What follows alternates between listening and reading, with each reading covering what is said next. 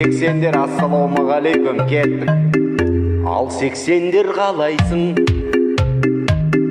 Барлықтарың жарайсың. 45-ке келгендер, жақсылықты білгендер. Тыныш болсын іргеміз,